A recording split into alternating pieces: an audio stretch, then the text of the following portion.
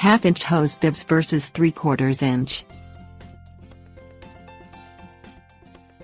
A hose bib is an outdoor faucet or spigot that bends downward. It has exterior or male threads to accept a garden hose coupling with interior or female threads. Choosing the size of bib to match the size of your hose depends on whether a 1/2-inch or 3/4 inch hose is appropriate for your gardening needs.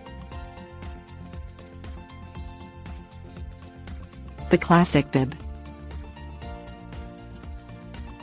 The most widely used bib has a handle on top that pushes or releases a screw that applies pressure to a rubber or neoprene washer.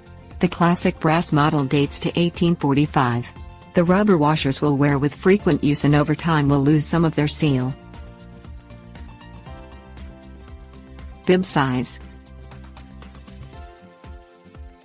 While it's good to have a bib the same size as your hose, choosing between a 1/2-inch and 3/4 inch bib is not as critical as it may first appear.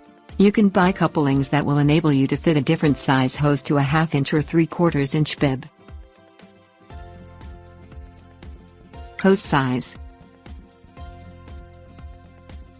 Since bib size and hose size are related, you need to consider what size of hose is best for your needs. A 3/4 inch hose will carry more water than a 1/2-inch hose. The most commonly used hoses in the US are 3/4 inch and 5/8 inch in diameter, but if you simply want to water a garden, a 1/2-inch hose will do. Garden hoses are typically sold in lengths of 25, 75 and 100 feet. The longer the hose, the lower the water pressure.